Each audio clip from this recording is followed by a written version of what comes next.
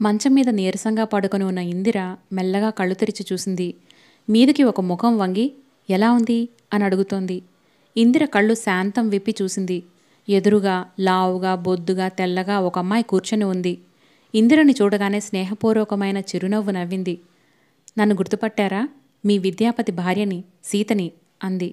ఇందిర గబ్బాలన లేచి కూర్చుంది. మీరు కంగారుగా అంది. సీత ఇందిర భుజం మీద చెయ్యి వేసి పడుకోండి, పర్వాలేదు. నేనేమీ పరాయిదాన్ని కాను, మీ విద్యాపతి భార్యనేగా. మనలో మనకి మర్యాదలేమిటి అంది. ఇందిర అయోమయంగా చూస్తోంది. కరెంటు పోయింది. ఫ్యాన్ ఆగిపోయింది. ఇందిర ముఖాన చెమట్లు పట్టాయి. సీత లేచి వెళ్ళి పేపర్ తీసుకొచ్చి ఇందిరకి విసురుతూ అంది. ఆయనెప్పుడు మీ గురించే నాకు చెబుతూ ఉంటారు. అసలు ఆయన ధ్యాసంతా మీ మీదే ఉందనుకుంటా. సీత, ఇందిరంత మంచి వ్యక్తి ప్రపంచంలోనే ఉండదు. ఇందిర మనసు నవనీతం. తను నాకు ఆప్తమిత్రురాలు. ఇందిరతో స్నేహం నా జీవితంలో మరుపురాని అనుభవం అని అంటుంటారు. మా అత్తగారికేమో ఇదంతా అర్థం కాదు. ఆవిడ అనుమానంగా చూస్తారు. వాళ్ళు పెద్దవాళ్ళు కదా, వాళ్ళకి మనం అర్థం కాములేండి. ఒక ఆడామగ కలిసి కాస్త మాట్లాడితే చాలు, ఏవేవో సంబంధాలు అంటగట్టేస్తారు. ఆయనకి మీరు పెళ్లి కాకముందే బాగా పరిచయమట కదా. పెళ్లి అయినంత మాత్రాన ఆ పరిచయం ఏమీ తురుంచుకోవాల్సిన అవసరం లేదని చెప్పినా అర్థం కాదు. అయినా నా మొహం, విద్యాపతి సంగతి మీకు బాగా తెలుసు కదా. ఆయన్ని మీకంటే ఎవరు బాగా అర్థం చేసుకోలేరని నాకు తెలుసు. గర్వంగా అనడం కాదు గాని, అలాంటి సహృదయుడు సంస్కారవంతుడు అయిన వ్యక్తి నా భర్త అవడం నా పూర్వజన్మ పుణ్యం అనుకుంటాను. ఆయన స్నేహితురాలుగా బహుశా మీరు కూడా అదే అనుకుంటారనుకుంటా. అవునా కాదా అంది. ఇందిర నోటమాట రానట్టుగా విస్మయంగా చూస్తోంది. సీత తన దగ్గరికి రావటమే ఒక విశేషం. అంతేకాకుండా ఇంత కలుపుగోలుగా మాట్లాడడం మరో మహావిశేషం. సీత ఇందిర ఆశ్చర్యాన్ని పసిగట్టినట్టే లేదు. అసలు నేను మీరు హాస్పిటల్లో చేరినప్పుడే వస్తామని అనుకున్నాను. ఆయన నేను తీసుకువెళ్తాను అన్నారు. అన్నారే కానీ అది జరిగే పనే? ఆయనకి ఎక్కడ తీరుతుంది? అన్నట్టు మీరు మందేమైనా వేసుకోవాలా? గుర్తు చేస్తున్నట్టుగా అంది. ఇందిర తలూపింది. సీత లేచి వెళ్ళి టేబుల్ మీద ఉన్న మందు తీసుకువచ్చింది. ఈ మాత్రలేనా? ఇవి అన్నీ, ఈ క్యాప్సూల్స్ అన్నీ ఇందిర చెప్పింది. సీత మంచినీళ్లు తెచ్చి ఇందిర చేత అవి మింగించింది. నుదుట చెమట అలముకుంటే తన కొంగుతో తుడిచింది. మీకొక రహస్యం చెప్పనా అంది. చెప్పండి. ఇందిర భయంగా చూసింది. నేనిక్కడికి రావటం ఆయనకిష్టం లేదు. అందుకే తీసుకువెళ్తానులే అంటూ రోజులు గడిపేస్తున్నారు. ఆ సంగతి నేను గ్రహించాను. అందుకే గప్చిప్గా వచ్చేశాను. నేను వచ్చినట్టు మిమ్మల్ని చూసినట్టు ఆయనకి నేను చెప్పను. మీరు చెప్పాలనుకుంటే చెప్పండి, నాకేం అభ్యంతరం లేదు. కాకపోతే ఆయన నన్ను 4 తిడతారు అంది. అమ్మో, అంత పని నేను చెయ్యను అన్నట్లు చూసింది ఇందిర. సీత చాలాసేపు కూర్చుంది. కూర్చున్నంతసేపు తన దాంపత్యం గురించే మాట్లాడింది. విద్యాపతి తనని ఎంత అపురూపంగా చూస్తాడో చెప్పింది. వారిద్దరి మధ్య పొరపచ్చాలే లేవట. భోజనం చేస్తే ఇద్దరూ కలిసే చేస్తారట. సినిమాలకు వెళితే కలిసే వెళ్తారట. ఒకరిని ఒకరు విడిచి ఉండనే లేరట. పిల్లలు కలగలేదని విద్యాపతికి ఎంతో వేదనగా ఉందిట. ఇందిర నవ్వుముఖంతో ఇదంతా వినటానికి ఎంతో కష్టపడాల్సి వచ్చింది. ఆ అమ్మాయిని చూస్తుంటే అరమరకలు లేకుండా ఆనందంగా, అమాయకంగా అంతా చెప్పేస్తున్నట్టుగా ఉంది. ఆ చెప్పటంలో తప్పేమీ కనిపించటం లేదు. విద్యాపతి సీతని ఆత్మీయంగా చూసే ధోరణి శ్రద్ధగా వింది ఇందిర. ఇందిర మనసులో సుడిగుండం లాంటి భావం ప్రారంభమైంది. సీత లేచింది. వెళ్తానండి, మీ ఆరోగ్యం బాగా చూసుకోండి.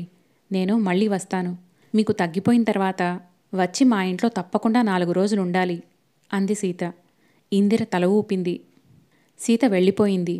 ఇందిర శూన్యంలోకి చూస్తున్నట్లుగా ఉండిపోయింది. ఎంత వద్దనుకున్నా మాటిమాటికి సీత అన్న మాటలే గుర్తుకు వస్తున్నాయి. విద్యాపతి సీతని అంత బాగా చూస్తాడా? చూస్తాడని ఆ అమ్మాయి ముఖమే చెప్తోంది. సీత ఎంత అదృష్టవంతురాలు.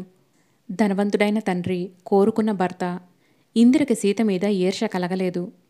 దేవుడి మీద చాలా కోపం వచ్చింది. అన్నీ ఒకరికే ఇవ్వాలా?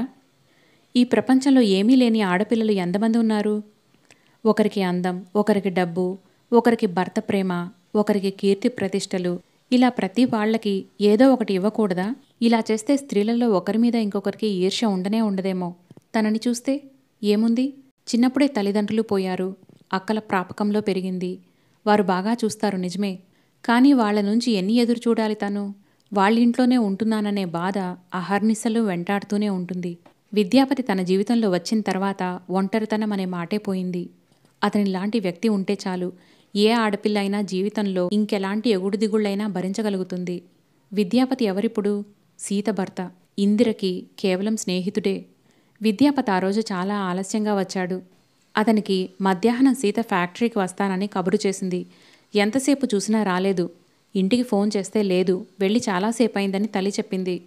దాంతో ఏ స్నేహితురాలైనా ఎదురైతే ఆగిందేమోనని అనుకున్నాడతను.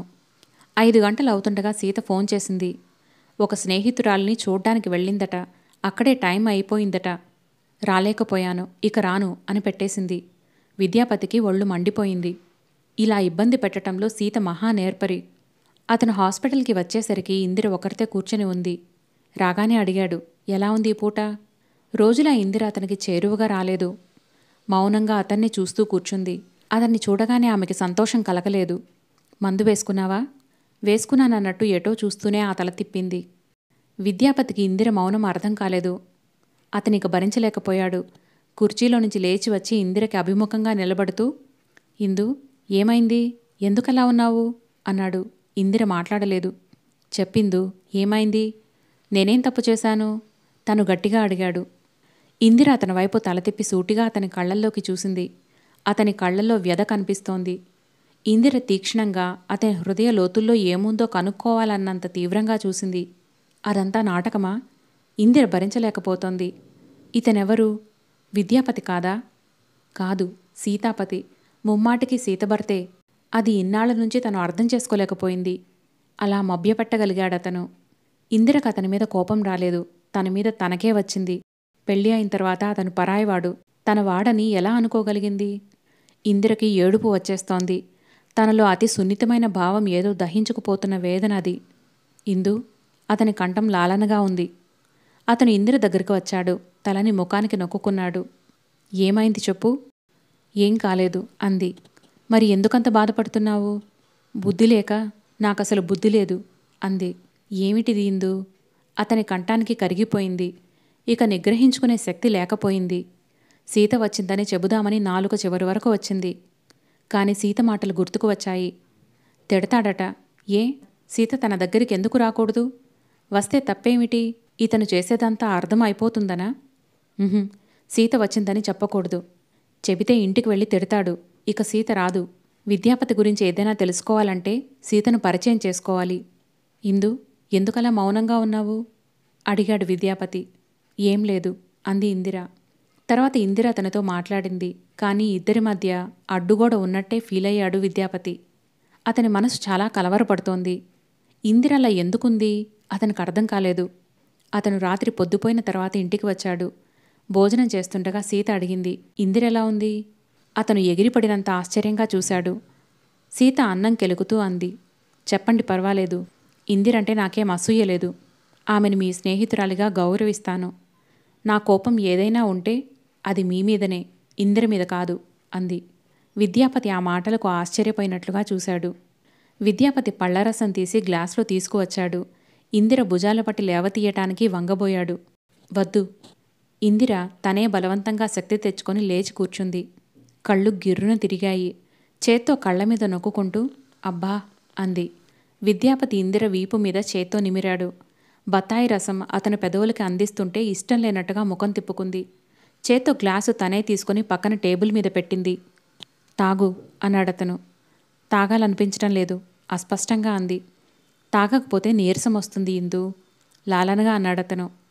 తాగితే వాంతొస్తుంది లోపల అనుకుంది ఇందిర.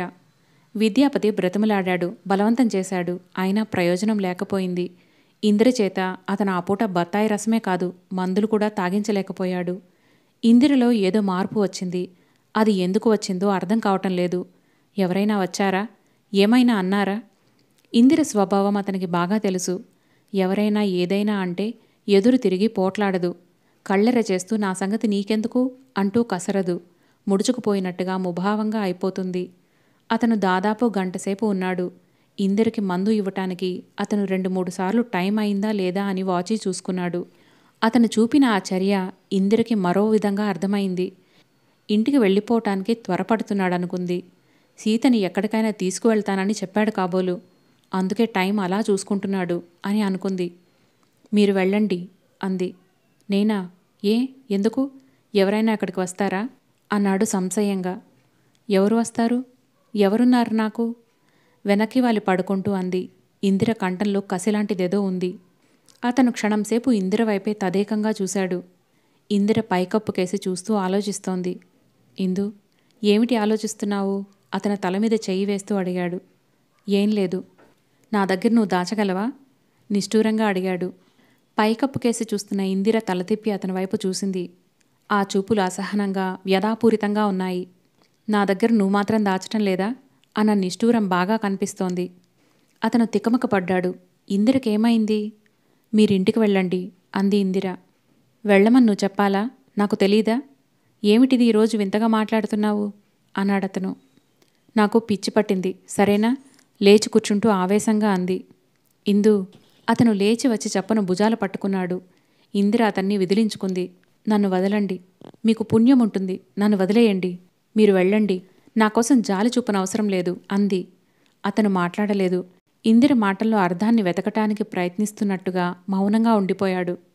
నాకు సుస్థి చేసింది. మీరు నాకు సహాయం చేశారు. మీకు నా 1000 కృతజ్ఞతలు.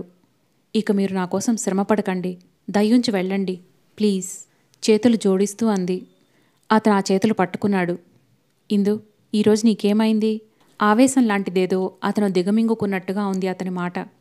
ఏం కాలేదు. నాకు బాగా ఓపిక వచ్చింది. ఒంటి మీదకి తెలివి వచ్చింది. మిమ్మల్ని ఇబ్బంది పెట్టకూడదు అనే సత్యం తెలిసింది. వెళ్ళండి, హాయిగా ఉండండి అతని భుజాలు పట్టి తోసేస్తూ అంది. అతను మంచం మీద నుండి లేచాడు. ఇందిర వైపు విస్మయంగా చూశాడు. తర్వాత అక్కడి నుంచి నిశ్శబ్దంగా వెళ్ళిపోయాడు. ఇందిర కూర్చుండిపోయింది. ఏడుపు సడన్గా ఆగిపోయింది. విద్యాపతి వెళ్ళిపోయాడు. తను వెళ్ళు అనగానే వెళ్ళిపోయాడు. అతనికి నిజంగా తన మీద ఇష్టం ఉంటే అలా వెళ్ళిపోతాడా? వెళ్ళిపోగలడా?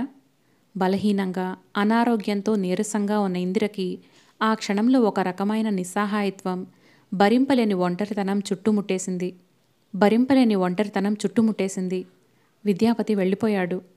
బయట కారు వేచి ఉంటుంది. బహుశా కారులోనే వచ్చి ఉంటాడు. అవును, సీతమ్మగుడు కారులో రాకపోతే నడిచి వస్తాడా? బస్టాప్ దగ్గర బస్సు కోసం వెయిట్ చేస్తాడా? కారు కాబట్టి 10 నిమిషాల్లో ఇంటికి వెళ్ళిపోతాడు. అక్కడ సీత ఎదురు చూస్తూ ఉంటుంది. సీతకి భర్త అంటే ఎంత ఇష్టమో ఆ మాటల్లోనే తెలుస్తోంది. ఏమండి అలా ఉన్నారు అని అడుగుతుంది. బహుశా ఒడిలో కూర్చుంటుందేమో. అబ్బబ్బా, ఆ ఇందిరకి ఏమైందో తెలీదు. ఇవాళ ఒకటే ఏడ్చింది అంటాడు కాబోలు. ఇందిరకి అసహ్యం వేసింది. అతని నాటకం కనిపెట్టలేని తన అసమర్థతకి ఏడుపు వచ్చేసింది. తనకెంత ఒంటరితనం. విద్యాపతి మూలంగా ప్రేమగా చూసే అక్కకి కూడా దూరమైంది. తను తెచ్చిన సంబంధాలు కాదని, మొండిగా పెళ్లి తిరస్కరించి ఉండిపోయిందని అక్కకి పీకల వరకు కోపం వచ్చింది. చివరికి నా మాట వినని దానివి నా ఇంట్లో ఎందుకే, పోరాదు అనేసింది. ఆ మాట అనిపించుకొని కూడా అక్కడే ఉండిపోయింది. ఎంత సిగ్గులేనితనం. అక్క అన్న మాట కూడా నిజమే. దాని ఇంట్లో ఉండదలుచుకుంటే దాని మాట వినాలి, లేకపోతే ఇంట్లో నుంచి వెళ్ళిపోవాలి. తను ఈ 2 పనులు చేయలేదు. వచ్చిన మంచి సంబంధాలన్నీ తిరస్కరించింది. విద్యాపతి అంటే తనకి ఇష్టమే. ఇష్టమా? ప్రాణం. అతని నీడ తప్ప వేరే మగవాడి నీడ తన మీద పడినా కంపరంగా ఉంటుంది. అతనికి వేరే పెళ్ళయింది. సీతతో కాపురం చేస్తున్నాడు. రేపో మాపో పిల్లలు పుడతారు. అతని జీవితం ఆ వలయంలో ఇమిడిపోయింది. తను అక్క అరిచిన అరుపులే యథార్థమవుతాయి. ఆ రోజు ఆ బ్యాంక్లో పనిచేసే అతని సంబంధం వద్దన్నదని అక్క మండిపడుతూ ఏమంది? పాపిష్టిదాన, నీకిప్పుడు తెలీదే. ఇంకా 4 రోజులు పోతే వయసు అయిపోతుంది. నీ ముఖం చూసేవాళ్లు కూడా ఉండరు. అప్పుడు జీవితంలో నువ్వు పోగొట్టుకున్నదేమిటో తెలుస్తుంది. మేమందరం పెళ్ళిళ్ళు చేసుకోలేదా? మావి ప్రేమ పెళ్ళిళ్ళా? మేం సుఖంగా లేమా? ఈ ప్రేమలన్నీ పెళ్లికి ముందేనే. పెళ్ళి అయిన తర్వాత ఆ ముడుముళ్ళు వేసే ఏ మగవాడైనా ఒకటే. ఆడదానికి ముఖ్యంగా కావాల్సింది ఇల్లు, పిల్లలు. ప్రియుడైన భర్త కాదే. భర్తని ప్రేమించకపోయినా పర్వాలేదు. ఆ విద్యాపతి పెళ్లి చేసుకున్నాడు. ఏదో పాత పరిచయం కాస్త పీకుతోందని అడపాదడపా చూడటానికి వస్తున్నాడు. రేపు రానే రాడు. అప్పుడు అర్థమవుతుంది నీకు. ఇప్పటికే నీకు అతనికి వ్యవహారం ఉందని అందరికీ తెలిసిపోయింది. నేను ఈ బ్యాంక్ అబ్బాయిని పెళ్లికి ఒప్పించటానికి ఎన్ని బొంకానో నీకేం తెలుసు? లోకం అపవాదులు వేసిందని అతన్ని నమ్మించాను. అతన్ని ఒప్పించేసరికి నా తాతలు దిగొచ్చారు అంది. ఇందిర ఇదంతా శాంతంగా వింది. మాట్లాడవేమిటే? అక్క అరిచింది. ఏం మాట్లాడనక్క?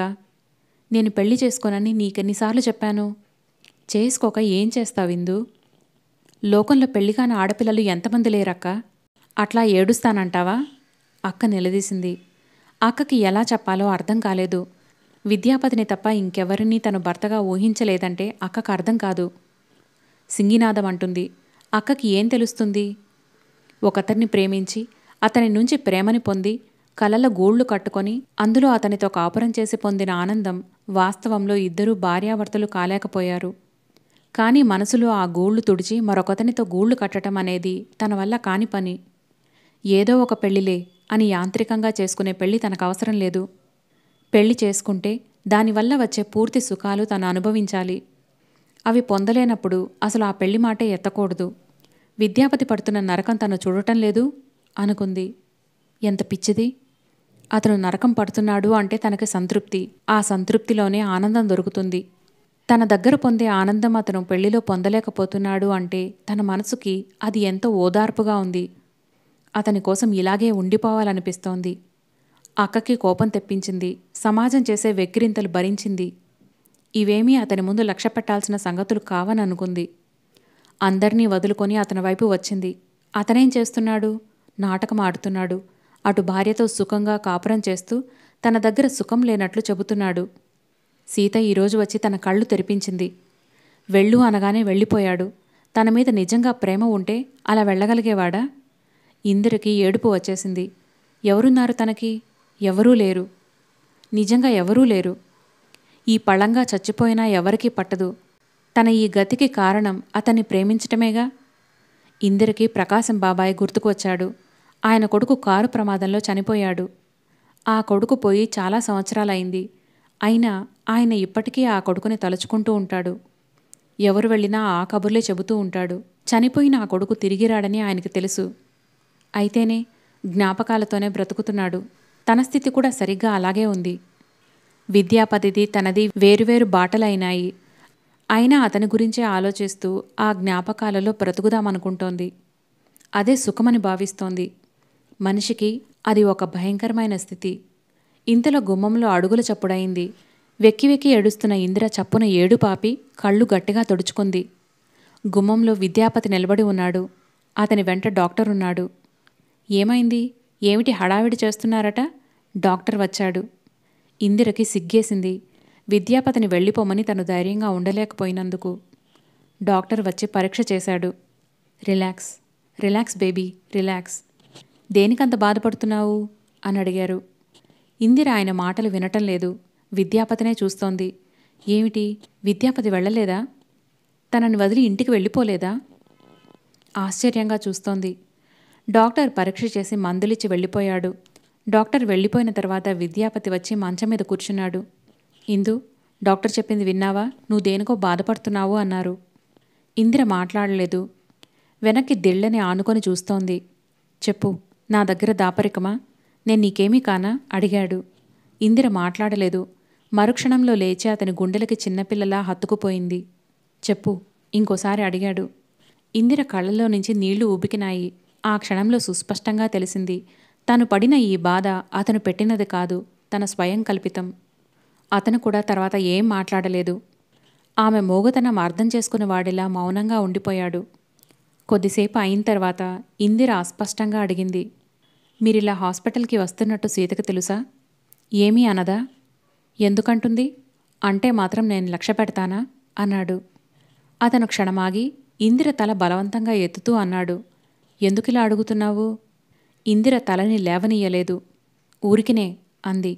ఇలాంటి ఆలోచనలతో బుర్ర పాడు చేసుకుంటున్నావా? తల గుండెలకి హత్తుకుంటూ అన్నాడు. మీకు పెళ్ళయింది. మీరిలా నన్ను చూడటం ఏం బాగుంది? సీత ఏమనుకుంటుంది? లోకమేమనుకుంటుంది అడిగింది. సీతకి నీ గురించి అంతా తెలుసు. నువ్వంటే నాకిష్టం అంతే.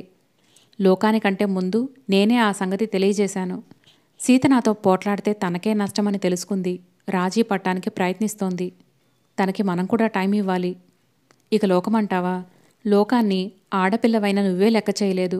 ఇక నేను లెక్క చేస్తానా చెప్పు? నాకు నీకంటే లోకమేమీ దగ్గర కాదు, ముఖ్యమూ కాదు. చూడిందు, సీత నన్ను పెళ్లి చేసుకున్నాను. నా జీవితంలో మా అమ్మ చెల్లెళ్ళు ఉన్నట్టే నువ్వు ఉన్నావు. నేను మీరిరువురినీ వదలనని సీతకి ఈ పాటికి తెలిసే ఉండాలి అన్నాడు. మరి సీతతో కొట్లాట రాదా అడిగింది. వస్తుంది, ఎందుకు రాదు? చూడు, ప్రేమించిన వాళ్లతో పోట్లాట వస్తే లోకం తలక్రిందులైనట్లుగా ఉంటుంది. మిగతా వాళ్లతో ఘర్షణ కోపం రావచ్చు గాని మనసు నలిబిలి మాత్రం అవ్వదు. నువ్వు మీ అక్కతో పోట్లాడిన దానికి నాతో పోట్లాడిన దానికి తేడా గమనించలేవా? నువ్వు నా మీద నమ్మకం ఉంచుకో తల నిమురుతూ అన్నాడు. చూడిందు, మనిషికి మనిషికి మధ్య నమ్మకానికి మించిన అనుబంధం ఇంకోటుండదు. వేదమంత్రాలతో బ్రాహ్మణుడు వేయించే 3 ముళ్ల కన్నా మనసులు వేసుకునే ఈ ముడి బలిష్టమైనదని నా నమ్మకం. ఇందుకి ఏమిటోగా ఉంది. సీత మాటలు ఒక రకంగా కలవరపెడితే ఇతని మాటలు ఇంకో రకంగా కంగారు పెడుతున్నాయి. ఇందిరకి అతని చేతుల్లో చెప్పలేని నిశ్చింత కలగసాగింది. మనిషి మనోబలమిచ్చే నిశ్చింత అది. లోకం నుంచి ఎదురయ్యే ఎన్ని రాళ్లనైనా ఎదుర్కోగలిగిన స్థైర్యం ఇచ్చే లాలన అది. ఆ క్షణంలో ఇందిరకి తను అదృష్టవంతురాలో దురదృష్టవంతురాలో అర్థం కాలేదు. అతని ప్రేమ పొందగలిగింది, కానీ పెళ్లి చేసుకోలేకపోయింది. ఇందిరని హాస్పిటల్ నుంచి డిశ్చార్జ్ చేశారు. అక్క బావ వచ్చి ఇంటికి తీసుకువెళ్లారు. ఆ సాయంత్రం ఇందిర ఇంటికి వెళుతుందనగా విద్యాపతి నిట్టూరుస్తూ అన్నాడు. ఇందు, ఏ వ్యక్తి హాస్పిటల్లో ఉండాలని ఎవరూ కోరకూడని మాట నిజమే. కానీ నాకు నువ్వు హాస్పిటల్ నుండి ఇంటికి వెళ్తానంటే దిగులేస్తోంది. ఇక్కడైతే నేను ఎప్పుడంటే అప్పుడు స్వేచ్ఛగా రాగలిగాను. ఇక నుంచి నిన్ను చూడాలని అనుకుంటే. ఇందిర అతని వేదన అర్థమైనట్లుగా అతని చేతిని నిమిరింది. అతను ఆఫీస్ ఫోన్ నెంబర్ ఇచ్చాడు. నువ్వు మీ వీధి చివర దుకాణంలో నుంచి ఉదయం 10:30కి, మధ్యాహ్నం 1 గంటకి, సాయంత్రం 5 గంటలకి రోజు తప్పకుండా చెయ్యి. ఆ టైంలో నేనెంత పని ఉన్నా ఎక్కడికి వెళ్లకుండా ఆఫీస్లోనే ఉంటాను. ఇవిగో బిల్స్ అన్నీ కట్టేశాను. మందులు అశ్రద్ధ చేయకుండా వేసుకో. విద్యాపతి ఇందిర చెయ్యి లాక్కొని గుండెలకి అదుముకుంటూ అన్నాడు. చూడిందు, నీ ఈ శరీరం నీది కాదు, నాది. నీకప్పగించిన వస్తువుని జాగ్రత్తగా చూసినట్లుగా చూసుకో. హార్లిక్స్ తాగు, పళ్లరసం మానకో. మీ అక్క చికాకుతో ఏదైనా అంటే ఏడుస్తూ పడుకోకు. ఆమె వైపు ఆలోచించు. ఆవిడికి నచ్చని పని చేశావు, విసుగులో ఏదో అంటోంది అనుకో. అతను చూపుడు వేలు ఆడిస్తూ చెప్పాడు. చూడు, ఏ ఒక్క పూట ఫోన్ చేయకపోయినా నేను సరాసరి ఇంటికి వచ్చేస్తాను తెలుసా? నీ ఉద్యోగం ఇక్కడికి ట్రాన్స్ఫర్ చేయడానికి చూస్తున్నాను. బహుశా వచ్చే నెల అవుతుంది. లేకపోయినా పర్వాలేదు. ఇక్కడికి ట్రాన్స్ఫర్ అయ్యే వరకు నువ్వు సెలవులోనే ఉందుగాని అన్నాడు. ఇందిర ఈ మాటలు వినగానే ఉదాసీనంగా నవ్వింది. విద్య, ఏం చెబుతున్నావు నువ్వు?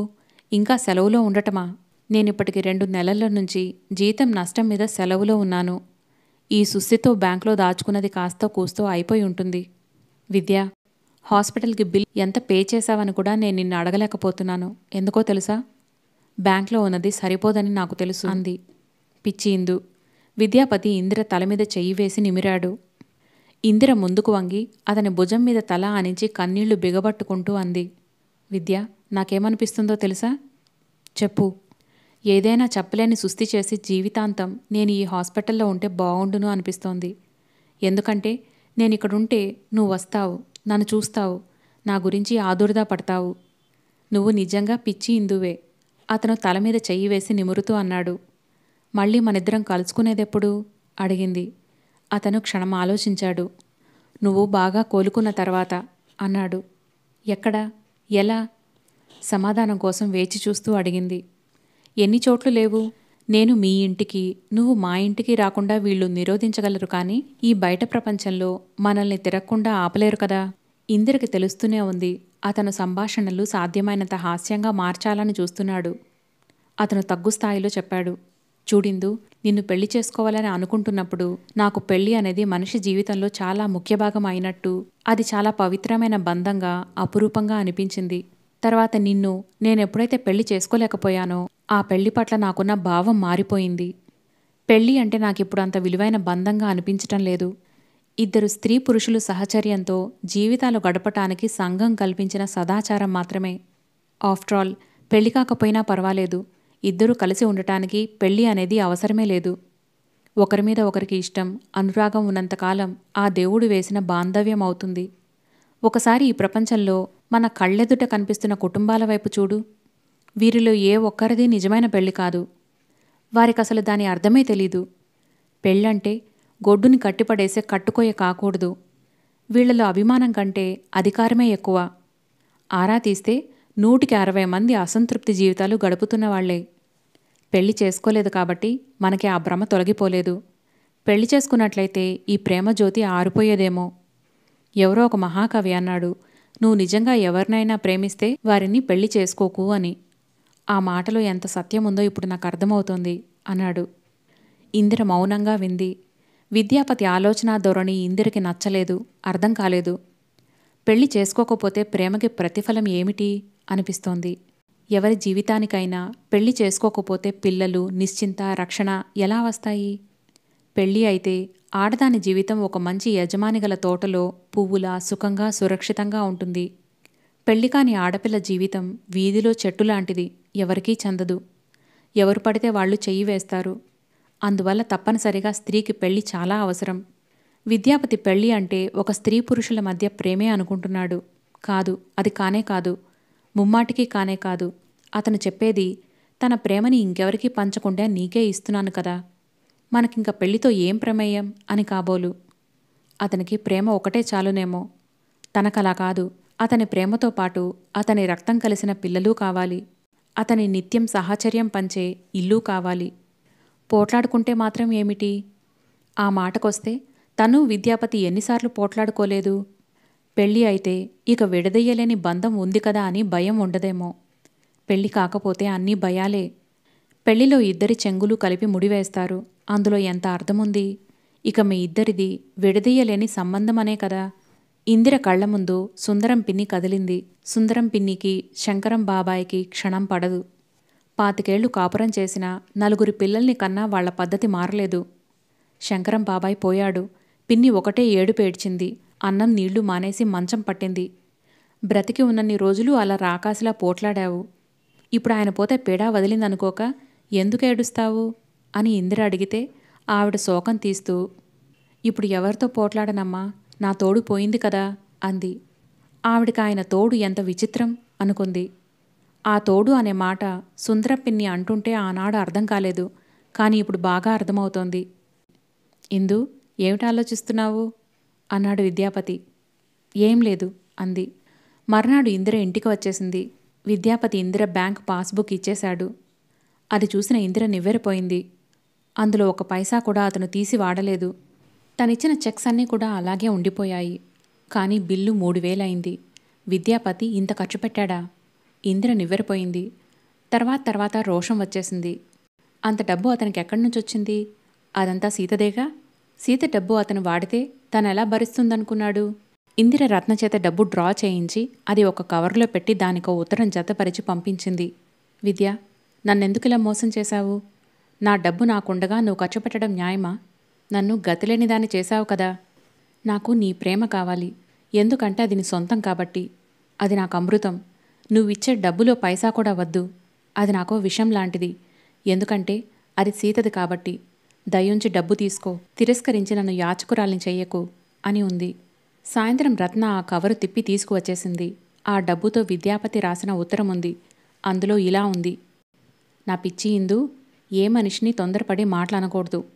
అందులో నువ్వంటే ప్రాణంగా భావించే నన్ను అసలనకూడదు. నేను నీకిచ్చిన డబ్బు సీతది అని నువ్వు అనుకుంటే అంతకంటే అవమానం ఇంకేదీ లేదు. డబ్బు లేకపోతే యాచన చేసైనా నీకిస్తాను. అది దొరక్కపోతే నువ్వు చచ్చిపోతుంటే చూస్తూ ఊరుకుంటాను. కానీ సీత డబ్బు మాత్రం నీకివ్వను. నీకిస్తానని నువ్వు అనుకోవటం నాకు భరించలేనంత బాధగా ఉంది. నువ్వు ఇన్నేళ్ల స్నేహంలో నన్ను అర్థం చేసుకున్నది ఇంతేనా అని విరక్తిగానూ అనిపిస్తోంది. దయుంచి నన్నెప్పుడు లాంఛనా వేయకు. నీ అభిమానం నా అభిమానంగా భావిస్తాను నేను. ఆ డబ్బు నా సొంతం, నా కష్టార్జితం.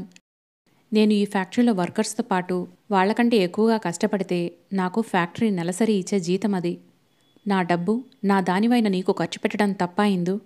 నీకు మందులకి డబ్బు కావాలి, అది నేనే భరించాలి. అమ్మకి జ్వరం వస్తే నేను చూడనా? తమ్ముళ్ళకి చెల్లెళ్ళకి అవసరాలు వస్తే నేనివ్వనా? అలాగే ఇందుకి జ్వరం వస్తే నేనే వైద్యం చేయించాలి అనుకున్నాను. అందుకే నువ్విచ్చిన చెక్స్ దాచి ఉంచాను. నీకు నయమైంది, కోలుకున్నావు. నా డబ్బుతో శుశ్రూషలతో నువ్వు మళ్ళీ మామూలు మనిషి అయ్యావు. అది నాకెంత ఆనందంగా ఉందో తెలుసా? ఆ ఆనందం నాకు దక్కనీయవా? నువ్వే చెప్పు.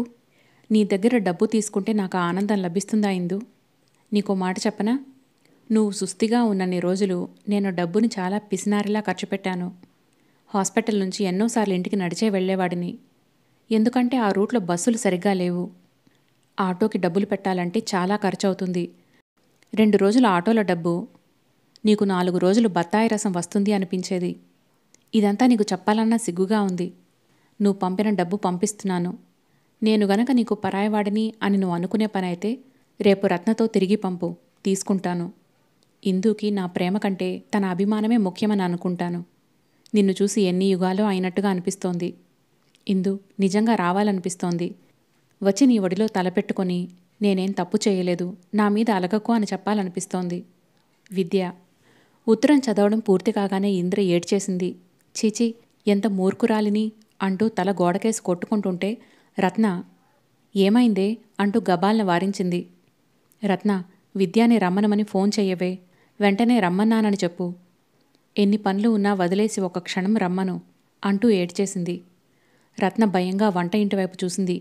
మీ అక్క ఉందే అంది. ఉంటే పర్వాలేదు, ఇందులో రహస్యమేం లేదు అంది ఆవేశంగా. రత్న, నువ్వెళ్ళి చేస్తావా, నేను బజారుకెళ్ళి చేయనా అడిగింది. బాప్రే, ఏమిటే ఆవేశం, నేనే చేస్తానుండు అంది రత్న వెళుతూ. అరగంట గడిచింది. ఆ ఇంటి ముందు ఆటో వచ్చి ఆగింది. అందులో నుంచి విద్యాపతి దిగాడు. అతను ఆటో అతనికి డబ్బులు ఇస్తున్నాడు. కిటికీలో నుంచి తొంగి చూసిన రత్న, ఇందు, అడుగో సీతాపతి వచ్చాడు అంది. ఆ మాట వినగానే మంచం మీద నిస్త్రాణగా పడుకొని ఉన్న ఇందిర లేచి కూర్చుంది. విద్యాపతి లోపలికొచ్చాడు. అతని ముఖం చాలా ఆందోళనగా ఉంది. లోపలికి రాగానే మంచం మీద కూర్చుని ఉన్న ఇందిరని చూడగానే అతని కళ్ళలోకి కాస్త నిశ్చింత లాంటిది వచ్చింది. ఇందిరని అతనేమీ అడగలేదు. ఇందిర బాగానే ఉంది. అయినా రత్న అలా ఫోన్ చేసిందేమిటి? ఇందిరకు అసలు ఒంట్లో బాగాలేదని, ఏడుస్తోందని త్వరగా రమ్మనమని కంగారుగా చెప్పి మరో మాటకి కూడా అవకాశం ఇవ్వకుండా ఫోన్ పెట్టేసింది. విద్యాపతి ఆ తర్వాత ఎక్కువసేపు ఆలోచించలేదు, తటపటాయించలేదు, సంకోచించలేదు. మేనేజర్తో పనుండి వెళ్తున్నాను, టైంకి నేను రాలేకపోతే ఆఫీస్ తాళం వేసి మీరు వెళ్ళిపోండి అనేసి డ్రాయర్ సొరుగు మూసి లాక్ చేసి బయలుదేరి వచ్చేశాడు. ఆటో ఎంత వేగంగా వస్తున్నా అతనికి నెమ్మదిగా వెళ్తున్నంత భయం కలిగింది. అతని మనసు బాణంలా దూసుకుపోయి ఇందిరని మనోనేత్రంతో చూడటానికి తహతహలాడుతోంది. ఏమైంది ఇందిరకి? ఒంటరితనం భరించలేక ఏదైనా అఘాయిత్యం చేయలేదు కదా? భగవాన్, ఇందిరని మళ్ళీ తను సజీవంగా చూడగలుగుతాడా? నిన్న హాస్పిటల్ నుండి డిశ్చార్జ్ చేస్తుంటేనే ఎలాగా ఉంది తనకు. తను ఎన్ని మాటలు చెప్పినా ఇందిర ఒంటరితనం పోదు అని తనకు బాగా తెలుసు. ఆటో ఆ ఇంటి ముందు ఆగి అతని ఇంట్లోకి వచ్చి మంచం మీద వెనక్కి చేతులు ఆనించుకొని అతి నీరసంగా కూర్చొని ఉన్న ఇందిరని కళ్ళారా చూసిన తర్వాత గాని అతనికి ఊపిరి మళ్ళీ ఆడుతున్నట్లుగా అనిపించలేదు. ఉక్కిరిబిక్కిరి అయిపోతున్న అతనికి భయం తగ్గి మళ్ళీ స్థిమితం వచ్చింది. ఈ ప్రపంచం మళ్ళీ కాస్త మామూలుగా అనిపించసాగింది. విద్యాపతి ముఖంలో ఆందోళన, ప్రశ్నార్థకం చూడగానే రత్న తప్పు చేసిన దానిలా ఇప్పుడే వస్తాను అని ఎవరినీ ఉద్దేశించకుండా అనేసి లోపలికి వెళ్ళిపోయింది. విద్యాపతి గది మధ్యలో అలాగే నిలబడి ఇంకా ఇంద్రవైపే చూస్తున్నాడు. ఇందిర మంచం మీద నుంచి లేచి వచ్చింది. విద్య, నిన్ను చాలా ఆందోళన పెట్టాను కదూ, నన్ను క్షమించు అంటూ పడబోయిన ఇందిరని అతను చప్పున పట్టుకున్నాడు. సుడిగుండంలో కొట్టుకుపోతున్న వారికి చేతికి ఆధారం దొరికినట్టుగా ఇందిర అతన్ని గట్టిగా పట్టుకుంది. కళ్ళు తిరిగిపోతున్నాయి, కాళ్ళు తేలిపోతున్నాయి. అతనికి మరింతగా తనే దగ్గరైందో అతనే దగ్గరికి తీసుకున్నాడో తెలీదు. మరుక్షణంలో అతన్ని హత్తుకుపోయి నిలబడింది. ఇందు, అతను తల నిమిరాడు. నేను నిన్ను అర్థం చేసుకోలేకపోయాను. ఎంత పిచ్చిగా ఉత్తరం రాశాను కదూ. నన్ను క్షమించగలవా?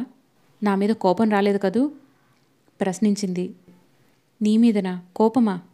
పిచ్చిందు. అతని నవ్వులో లాలన ఉంది, ఆత్మీయత ఉంది. నీకు తెలుసుగా, నాకు చాలా ఆవేశం ఎక్కువ చెప్పింది. అది ఎంత ఇబ్బంది తెచ్చిపెట్టిందో ఇప్పటికైనా అర్థం చేసుకున్నావనుకుంటాను అన్నాడు. విద్య, నాకేం తెలీదు, నన్ను తప్పు పట్టకు ప్లీజ్ అంది. నేను నిన్నేమీ అనటం లేదు, అనను కూడా, సరేనా అన్నాడు. ఇందిరకు ఏడుపు వచ్చేసింది. అతను దగ్గరగా ఉన్నప్పుడు ఎంతో సహనంగా ఉండాలని, దేనికి తొందర పడకూడదని, అతనికి ఇబ్బంది కలగకుండా సహకరించాలని ఎంతగానో అనిపిస్తుంది. అతను కాస్త కనుచాటు అవగానే ఆ ఆలోచనలన్నీ ఎటుమాయమవుతాయో తెలీదు. అతను కావాలని అనిపిస్తుంది. అతను ఇంకెప్పుడు చూడలేనేమో అనే భయం కలుగుతుంది. తన మాటలతో అతన్ని బాధపెట్టానేమో, అతనికి తన మనసు అర్థం కాలేదేమో, అతను తనకి దూరం అయిపోతాడేమో అనే దిగులు కలుగుతుంది. అప్పుడిక దేని గురించిన జాగ్రత్త ఉండదు. నిగ్రహం ఉండదు, సహనం అసలే ఉండదు. తను అతన్ని ఇబ్బంది పెడుతున్నానని తెలుసు, కానీ పెట్టకుండా ఉండలేని నిస్సహాయత్వం అది. అది అతనికి అర్థమైతే బాగుండును. అర్థమవుతుంది. అతను చాలా మంచివాడు. తన కోసం ఎంతో భరిస్తాడు. అది కేవలం తన అదృష్టం. ఆ అదృష్టాన్ని తను కాపాడుకోవాలి. ఇందు, నువ్వు స్థిమితంగా ఉండటం నేర్చుకో, ఎంతో ఆప్యాయంగా చెప్పాడతను. రావటం లేదు విద్య. అభ్యాసం చేసుకుంటే రానిదంటూ ఏం లేదిందు. నాకు చాలా భయం వేస్తోంది విద్య. ఎందుకు? నాకు నువ్వు దూరం అయిపోతావేమోనని. అప్పుడు నేను ఎలా బ్రతకాలి అంది. ఆ రోజు రాదు. కనీసం నేను బ్రతికున్నంత వరకు. సరేనా? రాని వాటి గురించి, జరగని వాటి గురించి ఎందుకంత ఆలోచిస్తావు? నీ ఆరోగ్యం గురించి చూసుకో ఆప్యాయతగా అన్నాడు. అవును, నేను స్థిమితంగా ఉండాలి. స్థిమితంగా ఉంటే ఆరోగ్యంగా ఉంటుంది. ఆరోగ్యంగా ఉంటే జీవితంలో ఒంటరితనాన్ని ధైర్యంగా ఎదుర్కోవచ్చు. అన్నింటికీ ముఖ్యం ఆరోగ్యం కాబట్టి నేను ఆరోగ్యం అశ్రద్ధ చేయకూడదు అనుకోసాగింది ఇందిర. ఇంతలో అక్కడికి ఇందిర అక్క రానే వచ్చింది. గది మధ్యలో ఒకరిని పట్టుకొని ఒకరు ఒకే రేఖలా నిలబడి ఉన్న ఇద్దరిని చూడగానే ఆవిడ మండిపోయింది. ఇందిర గర్జించినట్టుగా పిలిచింది.